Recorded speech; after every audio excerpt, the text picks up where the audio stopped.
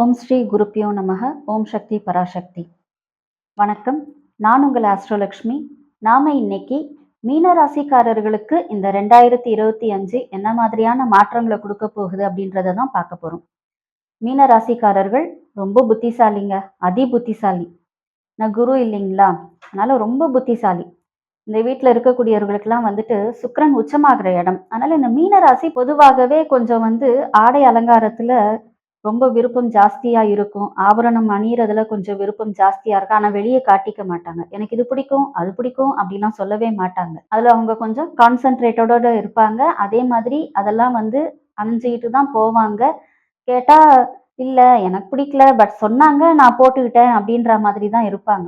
இது மீனராசி எந்த இடத்திலையுமே தன்னை விட்டு கொடுத்து போகாது. அது நான் நினைச்சது, நான் சொல்றது, நான் சொன்னா நீ கேளு. அந்த மாதிரியான ஒரு தன்மை மீனராசிக்கு உண்டு. இருந்தாலும் கொஞ்சம் குடும்பத்திற்காக அனுசரித்து செல்லக்கூடியவர்கள் தான்.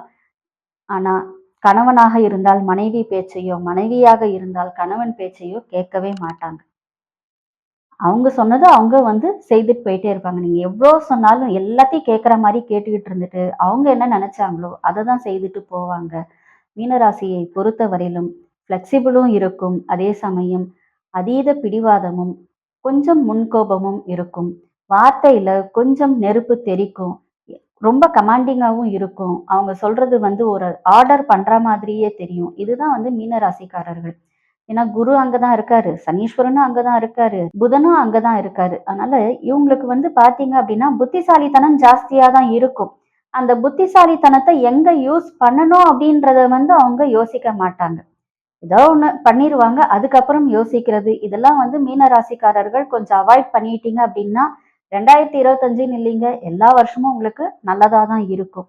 இருந்தாலும் இந்த 2025ல 3 மிகப்பெரிய கிரகங்களுடைய மாற்றங்கள் இருக்கிறதுனால உங்களுக்கு சனீஸ்வரன் உங்களுடைய ராசியிலே உட்கார்றதுனால ஜென்ம சனீஸ்வரனா வரப்போறாரு.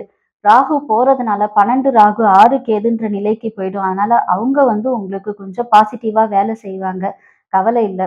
சனீஸ்வரனா இருந்தாலும் அவர் உங்களுக்கு சமமாக இருந்தாலும் உங்களுக்கு அவர் அடங்கி போகக்கூடியவராக இருந்தாலும் அவர் நீதிமான். அதை நம்ம மறக்க கூடாது. நீங்க சொல்லலாம் நான் குரு அப்படின்னாலும் சனீஸ்வரன் நீதிமான். அதனால அவர் என்ன செய்யணுமோ அதை செய்வாரு. அதுல அவர் கொஞ்சம் கூட மிச்சம் வைக்க மாட்டாரு. அதனால உங்களுக்கு ஜென்ம சனீஸ்வரனா வர்றதுனால நீங்க ரொம்ப கவனத்தோட இருக்கணும். எல்லா விஷயங்கள்லயும் கவனத்தோட இருக்கணும். உங்களுடைய ஹெல்த்ல கவனத்தோட இருங்க. உங்களுடைய வார்த்தைகள்ல கவனத்தோடையும் நிதானத்தோடையும் இருங்க. நான் வருஷம் ஆரம்பம் பிறக்கிற பொழுதும் பாத்தீங்க அப்படின்னா 2ஆம் வீட்டு அதிபதி செவ்வாய், அதாவது வாக்குதான குடும்பஸ்தானாதிபதி அவரு தான். அவரே என்ன பண்றாரு, வக்ரம் வேற ஆகிட்டார். அதனால அவராலேயும் உங்களுக்கு கொஞ்சம் பிரச்சனைகள் ஏற்படும். அப்ப அவரால் எப்படி ஏற்படும், நீங்க ஏதாவது வாயை திறந்தீங்க அப்படின்னா ஏற்படும். அப்ப நம்ம என்ன செய்யணும், நம்மளுடைய வார்த்தைகள்ல நிதானத்தோட இருக்கணும். எல்லா இடத்துலையும் உங்களுடைய இந்த தலை நிமிர்ந்த தன்மை வேலை செய்யும்னா செய்யாது, எடுபடும்னா எடுபடாது. அதனால அந்த நிலையிலேருந்து கொஞ்சம் கீழே இறங்கி வாங்க, ஒன்றும் ஆயிடாது. நம்ம கொஞ்சம் கவனிச்சு கீழே இறங்கி நடந்து வந்தோம்னா நிச்சயமாக எல்லாமே நல்லா தான் இருக்கும். எல்லாமே நல்லதாகவே நடக்கும். அதனால எவ்வளோக்கு எவ்வளோ நீங்க கவனத்தோடையும் அமைதியோடையும் உங்களுடைய வார்த்தைகள்ல நிதானத்தோடையும் இருந்தீங்க அப்படின்னா 2025 உங்களுக்கு நன்மைகளை செய்யும். ஏன்னா ராசி அதிபதியே 4ல போய் உட்கார்ந்து அர்த்தாஷ்டம குருவா வரப்போறாரு. என்னதான் ராசி அதிபதியாக இருந்தாலும் அவர் உட்கார்றது பகை வீடு. அதனால கொஞ்சம் நீங்க கவனத்தோட இருந்தீங்க அப்படின்னா உங்களுக்கு நல்லது.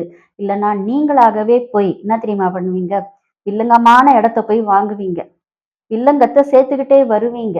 நீங்களாகவே என்ன பண்ணுவீங்க, போயிட்டு எங்கேயாவது டாக்குமெண்ட்டை தொலைச்சிட்டு வந்திருப்பீங்க. கடைசியில வீட்டுல சத்தம் போட்டுக்கிட்டே இருப்பீங்க. ஆச்சா போச்சான்வீங்க. இதெல்லாம் இருக்கக்கூடாது. அப்படின்னா நீங்க தான் கவனமா இருக்கணும். அதனால எவ்வளவுக்கு எவ்வளவு நீங்க உங்களுடைய பயணங்கள்லையும் உங்களுடைய டாக்குமெண்டேஷன்ஸ்லையும் உங்களுடைய எல்லா விஷயங்கள்லையும் கவனத்தோட நடக்கிறீங்களோ அந்த அளவுக்கு உங்களுக்கு சிறப்பான பலன்கள் இந்த வருஷம் நடக்கும். முக்கியமாக ராகு கேதுக்களால் உங்களுக்கு நல்ல பலன்களே நடக்குங்க.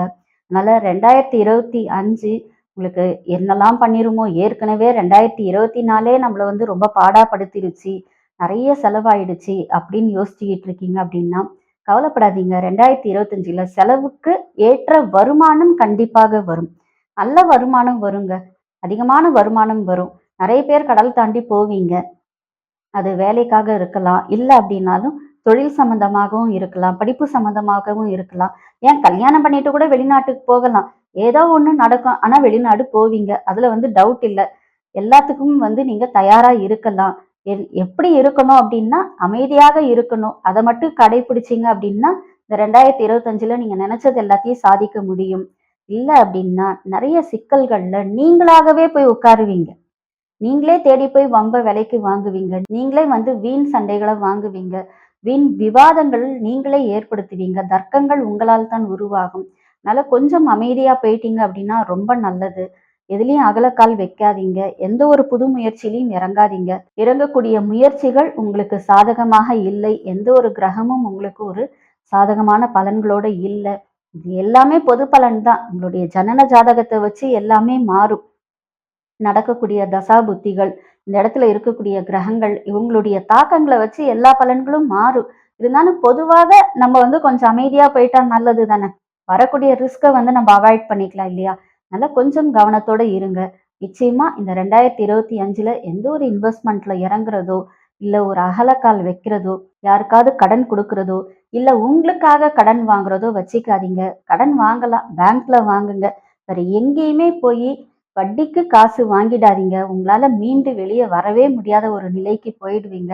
இந்த நேரத்துல ரொம்ப கவனத்தோட செயல்படுங்க. யார்கிட்டயும் காசு வாங்காதீங்க. முக்கியமாக தங்க நகைகளை அடமானம் வச்சு காசு வாங்குறத இப்ப தயவு செய்து பண்ணாதீங்க. உங்களுடைய விலை உயர்ந்த பொருட்கள்ல கொஞ்சம் கவனத்தோட இருங்க. நீங்களே எதையாவது தொலைச்சிட்டு வருவீங்க. நம்ம ஏற்கனவே சொல்லிட்டோம், டாக்குமெண்ட்ஸ்லாம் நீங்க கவனத்தோட இருக்கணும்னு. சர்டிஃபிகேட்டு, டாக்குமெண்ட்ஸு எதுவா இருந்தாலும் கவனத்தோட இருங்க.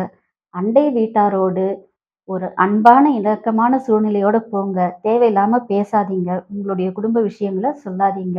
இதெல்லாம் பண்ணிக்கிட்டீங்க அப்படின்னா, உங்களுக்கு இது கொஞ்சம் சிறப்பான ஒரு ஆண்டாகத்தான் அமையும். மாணவர்களுக்கு இது ஒரு நல்ல காலம் தாங்க. ஆனா கொஞ்சம் படிப்புல கவனம் செலுத்துனீங்க அப்படின்னா, நல்ல ஒரு ஃபர்ஸ்ட் லெவல்ல வந்துருவீங்க. நெனச்ச இடத்துல பிளேஸ்மெண்ட் ஆயிடுவீங்க. வேலை கொஞ்சம் பிரச்சனை இல்லாம கிடைக்கக்கூடிய வாய்ப்புகள் இருக்கும். அதனால அதெல்லாம் நீங்க பார்த்துக்கலாம்.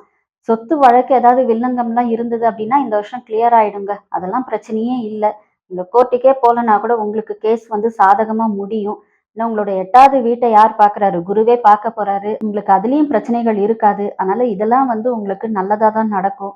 கொஞ்சம் நெறைய சுப விஷயங்களுக்காக விரயம் செய்யக்கூடிய நிலை உருவாகுங்க. சுப விரயம் நெறையவே இருக்கும். அதனால எந்த விரயமா இருந்தாலும் சுப விரயமா மாத்திக்கிறது நல்லது தானே. ஆனால் நீங்களே அதை சேஞ்ச் ஆஃப் பண்ணிக்கிட்டீங்கன்னா உங்களுக்கு நல்லது தான். ஸோ இந்த வருஷம் நெறைய நற்பலன்கள் நடக்க போகுது அப்படின்னா கூட, நாம சில விஷயங்கள்ல கவனமா இருக்கிறது, நம்மள பொறுத்த வரைக்கும் ஒரு நல்ல சேஃப் ஜோன்ல இருக்கிறோம் அப்படின்ற ஒரு எண்ணம் உங்களுக்கு உருவாகக்கூடிய ஒரு வாய்ப்புல இருக்கும். அப்ப நீங்களும் எதுவுமே ஒரு முன்னெடுக்கக்கூடிய முயற்சிகள் எல்லாமே உங்களுக்கு சக்சஸ் ஆகக்கூடிய நிலையில போய் சேரும். இந்த வருடம் உங்களுடைய மாற்றங்கள் எதுவுமே சரி, நீங்க எடுக்கக்கூடிய முயற்சிகள்ல தான் இருக்கு. அதனால இந்த வருஷம் நிறைய முன்னேற்றங்கள் வரணும் அப்படின்னா, நீங்க இந்த மிதுன ராசிக்காரர்கள், கன்னி ராசிக்காரர்களோட கொஞ்சம் அளவோட பழகுங்க. அவங்களுக்கு நீங்க கடன் கொடுக்குறதோ, இல்ல அவங்க கிட்ட கடன் வாங்குறதோ, சிம்ம ராசிக்காரர்களுக்கு கடன் வாங்குறதோ, இல்ல அவங்களுக்காக நீங்க கடன் வாங்கி கொடுக்குற இடத்துல ஜாமீன் கையெழுத்து போடுறதோ, இது எதுவுமே பண்ணாம இருந்தீங்கன்னா உங்களுக்கு நல்லது. நிறைய நல்ல மாற்றங்களையும், ஒரு நல்ல மிகப்பெரிய முன்னேற்றங்களையும் நீங்கள் அடையணும் அப்படின்னா, நீங்கள் செய்ய வேண்டியது எல்லாமே எவ்வளவுக்கு எவ்வளவு ஜீவ சமாதிகளுக்கு போய் வழிபாடு பண்றீங்களோ அவ்வளவுக்கு அவ்வளவு உங்களுக்கு நல்லது. இந்த ஜீவ சமாதிகளுடைய வழிபாடு அப்படின்றது சாதாரணமா எல்லாருக்குமே அமைஞ்சிடாதுங்க.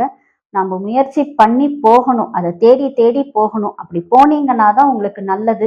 எந்த அளவுக்கு உங்களால மலை மேல இருக்கக்கூடிய சிவன் கோவில்கள், அதாவது ரொம்ப கஷ்டப்பட்டு போகணும். ஈஸியா போயிட்டு வர மாதிரி இருக்கக்கூடாது. ரொம்ப கஷ்டப்பட்டு போகணும். அப்படின்னா இந்த சதுரகிரி, இந்த பர்வதமலை, இந்த மாதிரியான மலைக்கெல்லாம் போயிட்டு வர்றது ரொம்ப நல்லது. சிலருக்கு எங்களுக்கு இடமாற்றம் இருந்தா நல்லா இருக்கும்னு தோணுதுங்க அப்படின்னு நீங்க நினைச்சீங்கன்னா, அரப்பளீஸ்வரர் கோயில் போயிட்டு வாங்க. நீங்க எந்த இடத்துக்கு டிரான்ஸ்ஃபர் கிடைக்கணும்னு நினைக்கிறீங்களோ அந்த இடத்துக்கு உங்களுக்கு டிரான்ஸ்ஃபர் கிடைக்கிறதுக்கான வாய்ப்புகள் உருவாகும். நம்ம சொன்னோம் இல்லைங்களா, இப்ப எங்களுக்கு இந்த வழக்கெல்லாம் வெற்றி ஆகணும். கண்டிப்பா வெற்றி ஆகும். ஏன்னா குரு பார்வை இருக்கு. இருந்தாலும் மேலும் வெற்றி பெறுவதற்கு நீங்க காஞ்சிபுரத்துல இருக்கக்கூடிய வழக்கரத்தீஸ்வரரை வழிபாடு பண்ணுங்க. நிச்சயமாக எந்த சிவன் கோவிலுக்கு வேணாலும் நீங்க போங்க. ஆனால் கஷ்டப்பட்டு போகணும். வெள்ளியங்கிரி மலைக்கு எப்படி கஷ்டப்பட்டு போறாங்க, பொதிகை மலைக்கு எப்படி கஷ்டப்பட்டு போறாங்க, அந்த மாதிரி இந்த மாதிரியான ஸ்தலங்களுக்கு போயிட்டு வந்தீங்கன்னா, நிச்சயமாக இந்த 2025 என்பது உங்களுக்கு ஒரு சிறப்பான ஆண்டாக அமையும் என்பதில் எந்த ஒரு சந்தேகமும் இல்லை. ஏன் கஷ்டப்பட்டு போகணும்?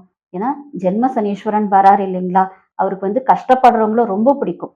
அதிகமா உழைக்கிறவங்கள ரொம்ப பிடிக்கும். அதனால தான் நீங்க கஷ்டப்பட்டு சிவன் கோயிலுக்கு போங்கன்னு சொல்லி சொல்றோம். இதை நீங்கள் செய்யுங்கள். உங்கள் வாழ்க்கையில் நல்ல மாற்றங்களை பெறுங்கள். தனிப்பட்ட முறையில உங்களுடைய ஜாதகம் பார்க்கறதுக்காக, ஆன்லைன் கன்சல்டேஷனுக்காகவும், பிரசனத்திற்காகவும் நீங்கள் எங்களை தொடர்பு கொள்ளலாம். இந்த வீடியோ உங்களுக்கு பிடிச்சிருந்தது அப்படின்னா, உங்களோட ஃப்ரெண்ட்ஸ் அண்ட் ரிலேட்டிவ்ஸ்க்கு இத ஷேர் பண்ணுங்க.